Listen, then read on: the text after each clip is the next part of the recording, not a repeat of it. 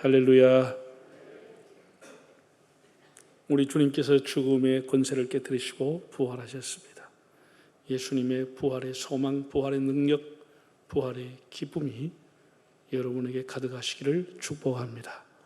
오늘 제가 4가지 짧게 말씀을 드리겠습니다.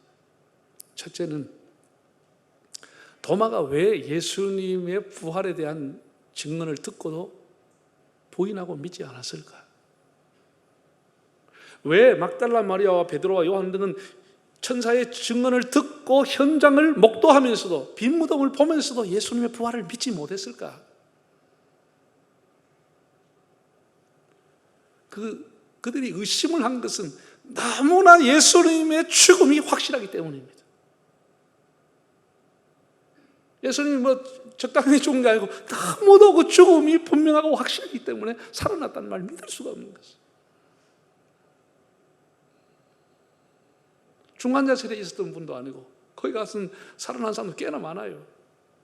완전히 확실하게 죽었거든요. 그리고 살아났다는 얘기 들어본 적도 없고.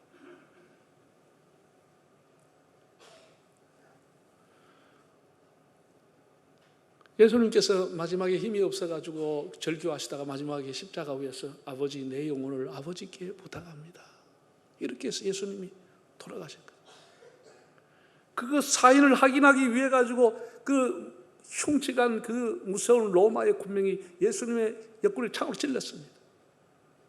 창을 옆구리로 찌르니 물과 피가 쏟아졌다고 하는 것은 예수님의 심장을 터뜨려버린 것이에요. 찔러가지고 얼마나 깊이 박아놨지. 그리고 예수님이 살아날 수가 없는 거, 그걸 목도하고 생생하게 봤던 제자들은 예수님의 죽음이 너무도 확실한 거. 더구나 그 여인들의 십자가 바로 밑에 있었어요. 너무나 확실한 거. 그렇게 죽은 예수님이 살아났다고 하는 것을 믿을 수가 없는 거죠. 도마 역시 아니 자기 보고 믿으라고 하니 어떻게 내가 그걸 믿겠냐는 거예요. 어떻게 내가 그걸 믿겠냐는 것이지.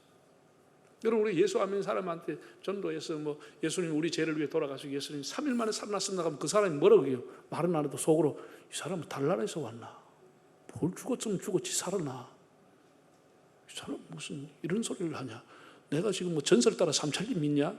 이렇게 돼버리는 거예요. 이렇게 되는 거예요. 너무나 명백하게 죽음이 확실하기 때문에 믿을 수가 없는 거예요. 여러분, 예수님의 죽음은 기절이 아닙니다. 기절이 아니고 완전히 죽은 것이에요. 완전히 죽어서 세마포로 싸서 아리마대 요셉이라고 하는 사람이 그 무서운 빌라도 앞에 가서 장례라도 좀 치르게 해달라고 간청을 해가지고 빌라도가 허락을 해주면서 조건을 붙였죠. 큰 돌로 입구를 막아라. 그리고 내가 인봉한 이 종이를 갖다 붙여서 아무도 돌을 움직이지 못하게 하고 로마의 군병들이 가서 지켜라. 이렇게 해서 족보를 걸고 장례를 허락해서, 그래서 급히 수의를 구해가지고 예수님을 이렇게 안치를 자기 새 무덤에다가 안치를 했다고. 그리고 큰 돌을, 몇 톤이나 되는 돌을 사람들이 굴려가지고 군인들이 갖다 입구까지 막아고 군인들이 있는데 그게 다시 살아났다는 게 도무지 믿어지지 않는 거죠. 믿어지지 않는 거죠. 여러 정황을 볼 때.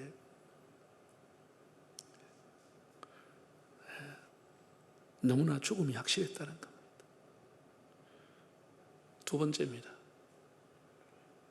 도마는 우리 의심장이라고 하는데 의심을 하면 안 되는 겁니까? 의심을 하면 불신자처럼 되는 겁니까? 물론 예수님께서 너희들이 왜 의심하느냐고 책망한 적도 있습니다. 때와 장소에 따라서 그것의 의미를 생각해야 되는 겁니다.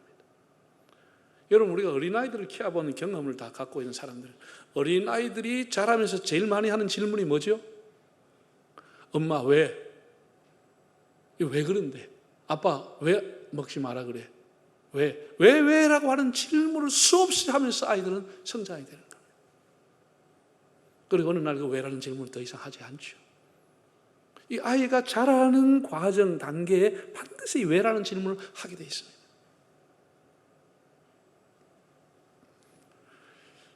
그건 파괴적인 질문이 아니죠. 나는 신앙도 마찬가지라고 생각합니다. 성경에 나오는 내용을 여러분 처음부터 다 믿었습니까? 다 믿었습니까? 그렇지 않죠. 궁금해서 알고 싶어서 정말일까? 그런 과정들 다 거치는 거예요. 우리 예수 처음 믿으면서 예수님은 죽었다가 3일 만에 살아났습니다. 할렐루야 아멘. 그런 사람이 몇 사람 있습니까? 다 그런 것에 진짜일까? 이런 생각들을 당연히 하게 되는 것이죠. 당연히 하게 되는 것이죠. 여러분, 신앙이 있다고 하는 사람, 견고한 신앙을 가진 사람들도 가끔씩 의심을 갖게 됩니다. 하나님의 존재에 대한 기본적인 의심을 갖게 됩니다. 예수님이 여자들 중에 제일 위대한 사람을 누구라 그랬죠? 세례 요한을 가리켰어. 여자가 낳은 자 중에 가장 위대한 자라 그랬습니다. 가장 위대한 세례 요한이 예수님에게 직접 세례를까지 베풀었던 세례 요한, 예수를 향해서 세상 죄를 지고 한 하나님의 어린 양이라고 말씀했던 세례 요한이 감옥에 있을 때 의심이 온 거예요. 그래서 사람들을 예수님께 보내가지고 질문한 게 뭐지요? 내가 다른 사람을 기다려야 됩니까?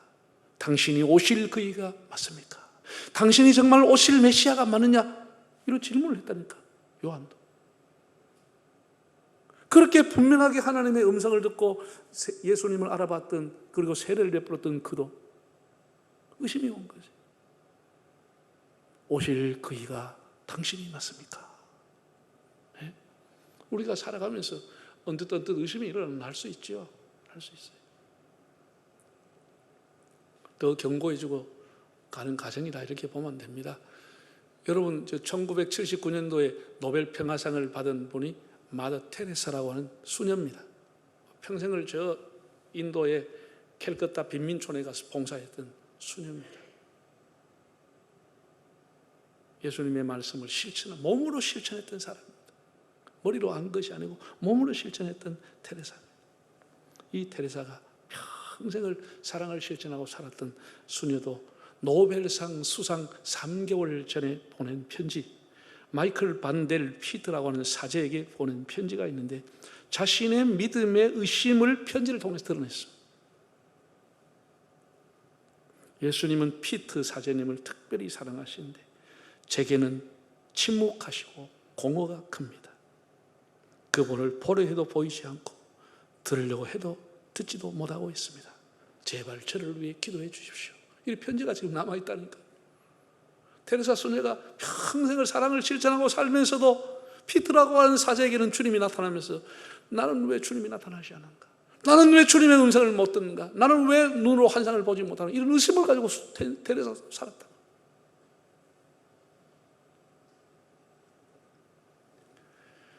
영성신학자들은 이런 하나님의 존재에 대한 회의를 영혼의 어두운 밤을 지나는 시기라 이렇게 말했습니다. 평생을 주님을 섬기고 산상보훈을 몸으로 지켜 살았던 테레사도 영혼의 어두운 시기를 지나가게 됐다는 거예요. 도마가 자기 동료 제자들이 우리가 부활하신 예수님을 만났다고 했을 때 단번에 수용할 수가 없었죠. 그 믿을 수 없었다고 한 것은 부정적이며 파괴적인 것이 아니고 오히려 도마에게 정직한 태도였다, 이렇게 봅니다. 여러분, 학교에서 학생들이 자라면서 선생님한테 질문 하나도 하지 않고 그 사람이 모범생이 될 수 있어요? 하나도 질문 안 하고 그냥 우등생이 됩니까? 주님께서는 책망과 질책보다는 오히려 내 손을 보고 너의 믿음을 굳게 해라, 이렇게 격려해 줬다니까요. 주님께서는 의심하는 도마를 불신자라 버리지 아니하시고 특별 신방을 오셨습니다. 특별 신방을.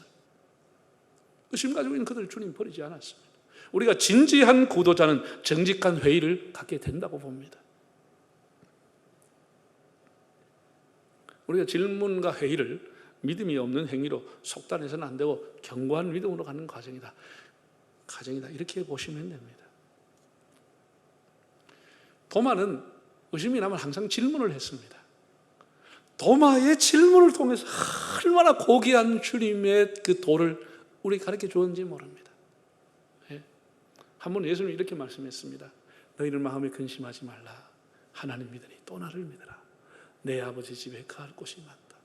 내가 너희들을 위해서 처소를 예비하러 간다. 예수님이 가신다고 그랬어요. 그러니 도마가 펄썩 나와서 물어봅니다. 한번 읽어볼까요? 요한복음 14장 5절 6절 시작. 도마가 이르되 주여 주께서 어디로 가시는지 우리가 알지 못하기를 그 길을 어찌 알겠사옵나이까. 예수께서 이르시되 내가 곧 길이요 진리요 생명이니 나로 말미암지 않고는 아버지께로 올 자가 없나니라. 여러분, 예수님의 이 대답은 2000년 동안 교회가 가장 귀한 말씀으로 믿고 있는 거죠. 이거 누가 질문했어요? 토마가 물어본 거예요. 우리가 당신이 간다는데 그 길을 어떻게 알겠습니까? 그 길이 무슨 길입니까? 물어봤는데 내가 바로 길이고 진리고 생명이라고 말씀해 준 거예요. 기독교의 핵심 가치, 핵심을 주님이 도마의 질문을 통해서 던져주신 거예요.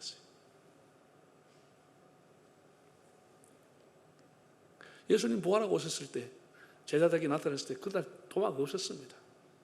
도마가 없었어요. 도마는 나는 예수님의 못자국을 진짜 내 눈으로 보고 옆구리 한번 만져보지 않고 절대로 못 믿겠다.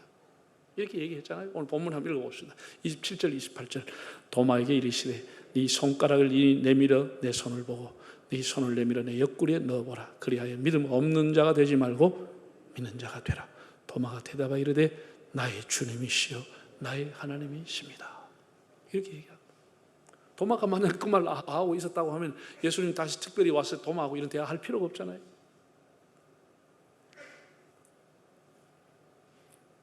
예수님께서 오셔가지고 내 손을 한번 보아라 이렇게 했다니까. 그러면서 그 이후에 하신 말씀, 네가 나를 본거로 믿느냐 보지 못하고 믿는 자가 복되도다. 이런 너무나 귀한 말씀을 했어. 보지 못한 자. 지금까지 수백 년 교회를 통해서 수천 년 통해서 내려오는 신앙의 축적, 그 축적을 보지 않고도 믿을 수 있는 사람은 정말 복된 사람이다. 이렇게 예수님이 말씀해 주신 겁니다. 예수 도마의 의심과 질문을 통해서 유명한 말씀이 지금 떨어지고 있다니까요. 떨어지고 있어요. 중요한 진리를 깨우치는 기회가 되었습니다. 자, 세 번째입니다. 예수님께서 도마에게 오셔가지고 자신의 상처를 보여줬어요. 예수님이 상처를 보여줬어요. 그 상처는 이런 의미를 갖고 있는 거예요. 도마야, 와서 내가 너를 얼마나 사랑했는지 이 상처를 보아라. 내가 너를 구원하려고 죽어졌던 이 상처를 와서 보아라. 이런 의미를 담고 와서 보라고 한 것이죠.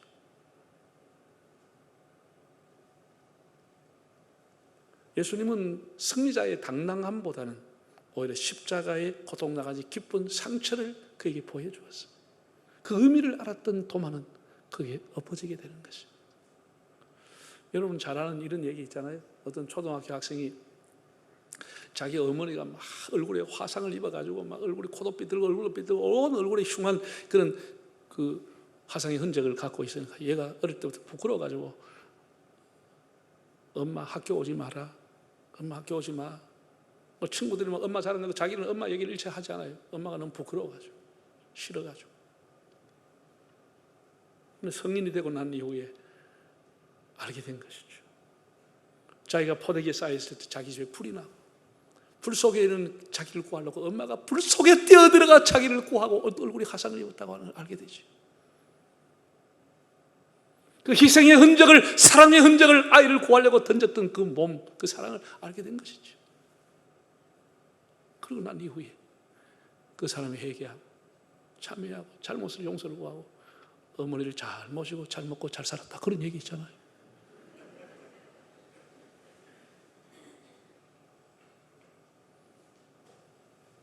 사랑의 흔적이라고. 예수님이 보여준 것은 내가 너를 구하기 위해서 사랑의 흔적을 한번 봐라. 이렇게 했다는 것이죠. 예수님께서 이렇게 말해요. 선지자 이사야는 이렇게 말했습니다. 그가 찔림은 우리의 허물을 인하며 그가 상함은 우리의 죄악을 인함이라. 그가 징계를 받음으로 우리가 평안을 누리고 그가 채찍에 맞음으로 우리는 나음을 입었도다고 했습니다. 주님의 그 상처는, 주님의 그 못자국은 우리에게 평안을 주기 위해서 우리의 죄를 사하기 위함이다. 이사야는 그렇게 말했습니다. 사도 바울은 갈라디아 6장을 통해서 나는 예수의 흔적을 가지고 있다고 했습니다. 복음을 전하다가 받은 흔적, 예수 그리스도를 전하다가 매맞은 흔적, 사랑의 상처를 갖고 있다, 이렇게 말했어요. 여러분, 한국교회의 문제가 무엇이며 오늘 우리가 가지고 있는 개인적인 신앙의 문제가 뭘까요? 나는 여기에 참 우리 한국교회가 많은 참여를 우리 개인들이 해야 된다고 생각합니다. 우리가 사회 앞에 보여있는 사랑의 상처를 보여주면 얼마나 좋겠어요. 우리가 지역사회를 섬기는 그 사랑의 상처를, 섬김의 상처를 보여주면 교회가 얼마나 좋겠습니까? 그러나 우리가 가지고 있는 상처는 분열하면서 오는 상처, 분쟁을 통해서 남을 정죄하면서 오는 상처, 서로 싸우면서 가져오는 흉측한 상처를 우리는 가지고 있지 않습니까? 주님은 우리에게 사랑의 상처를 보여주었습니다. 이어령 씨가 예수 믿기 전에 교회 밖에서 본 교회라고 하는 주제로 강연을 했습니다.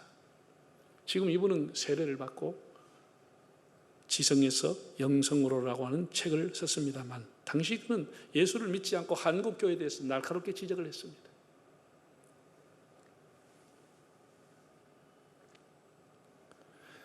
예수께서는 도마에게 자신의 상처, 십자가의 흔적을 보여주셨다. 그 희생의 흔적을 보여주셨다. 지금 한국교회가 한국 사회 앞에 진리 때문에 당한 상처, 시대의 아픔에 동참하는 상처, 세상과 이웃을 살리기 위한 희생의 상처가 있는가? 한국교회가 희생의 상처를 보여준다면 나도 기꺼이 그리스도인이 되겠다는 글을 썼습니다. 다문화 가족들을 품고 재난을 당한 이웃에게 위해서 눈물을 흘려주며 그들의 손을 잡아주고, 소외된 이웃을 위해 손을 잡아주는 그런 사랑의 상처가 아니라, 그런 섬김의 상처가 아니라, 우리는 오히려 분열과 교만의 상처를 가지고 그러면서 나는 상처받았다 그러면 살아가고 있습니다. 상처를 주면서도 상처를 받았다고 살아가고 있습니다.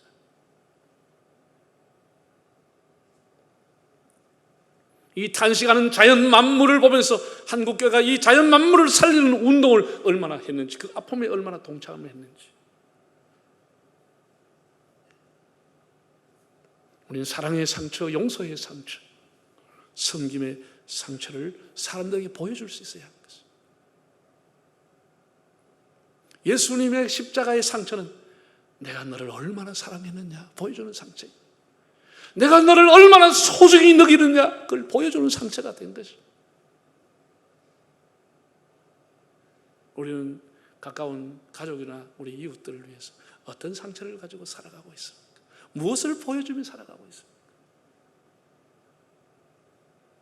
마지막 네 번째, 나의 주시며 나의 하나님이니이다 라고 했습니다. 도마는 예수님의 상처를 보여줬는데 예수님 앞에 너무나 귀한 신앙 고백을 한 겁니다. 나의 주님이시며 나의 하나님이십니다. 이게 우리나라 번역에는 서술형으로 되어 있는데 헬라 원어를 보면 아주 감탄형으로 되어 있습니다. 오 큐리어스, 오 데오스라는 단어로 되어 있습니다. 오 주님, 오 하나님, 이렇게 따라하는 겁니다. 너무나 귀한 신앙 고백입니다. 여러분, 초대 교회는 교회 지도자가 없었습니다. 지금처럼 목사가 있어가지고 교인들을 밖에서 모아가지고 성경 공부하고 그러지 못했습니다. 다 핍박을 받던 시대 동굴로 지하로 막 다 숨어 살았습니다. 그 어떻게 300년의 신앙을 유지했느냐? 베드로의 신앙 고백과 도마의 신앙 고백을 가지고 교회가 300년을 버텨온 겁니다. 초대교회는 처음부터 누가 어떤 교리를 가르쳐주지 않았지만 예수님을 하나님의 아들로 하나님으로 고백을 했습니다. 그 어디서 나오죠? 베드로의 신앙 고백과 도마의 신앙 고백. 도마는 예수님을 나의 하나님이라고 고백을 했습니다. 이 고백을 가지고 초대교회가 300년을 버텨온 겁니다. 누가 가르쳐주는 지도자가 없었는데 얼마나 귀한 신앙 고백인지 모릅니다.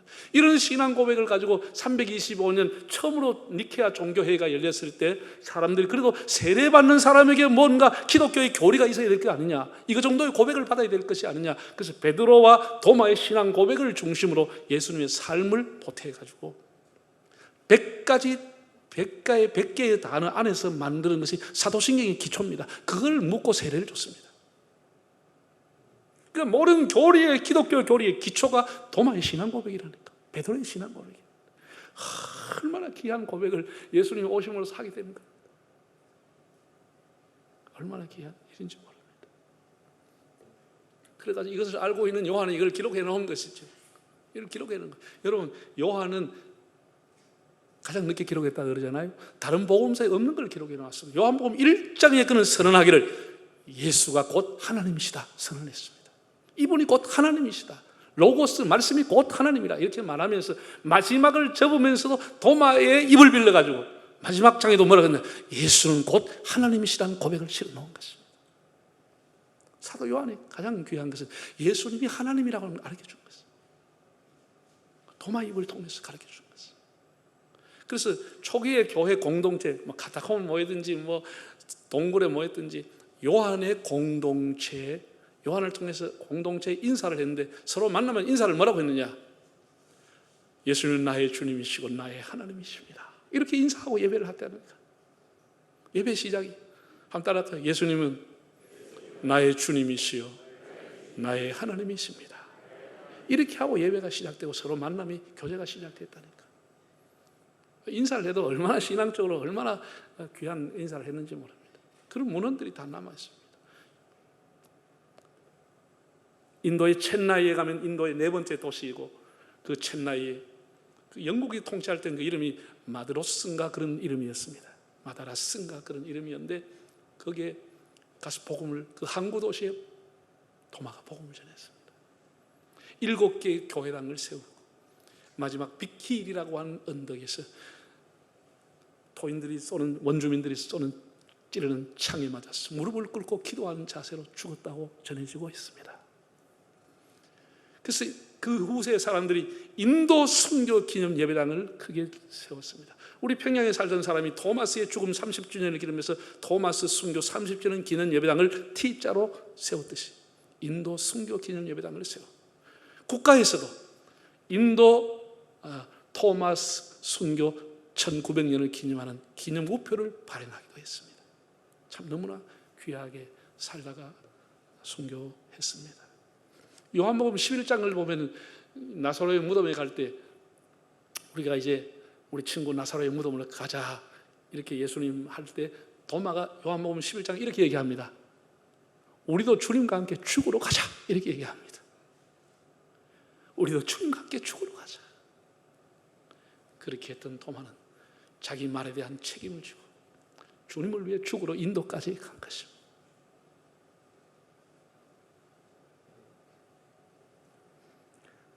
인도에 이제 제가 이제 종교 지도자들을 이렇게 만나서 세미나를 하고 참석해 보면 참 역시 예수 믿는다고 가난합니다. 저 인도의 남부인데 그 첸나이 근방의 사람은 가난합니다. 가난함에도 그들이 가지고 있는 예수에 대한 신앙과 긍지는 얼마나 대단한지 모릅니다. 얼마나 대단한지 모릅니다. 얼마나 경건한지 모릅니다. 오늘 우리 주님께서 무덤 문을 열고 나오신 부활의 아침입니다. 죽음을 넘어 부활로, 의심을 넘어 확신의 자리로 나아갈 수 있기를 바랍니다. 예수님을 사랑하는 상처, 교회를 위한 헌신의 흔적, 이웃을 섬기는 자욱, 이번에 피택받은 분들도 하나님 앞에 기도하면서 여러분이 교회를 위한 사랑의 자국을 갖기를 바랍니다. 내가 뭘 했다고 하는 계급이 아니고 주님의 나라와 주님의 복음을 위해서 헌신하는 사랑의 자국을 가지고 교회를 섬길 수 있기를 바랍니다. 우리는 날마다 주님이시고 나의 하나님입니다 이렇게 고백하면서 부활의 증인으로 주님과 동행하는 삶을 살 수 있기를 바랍니다.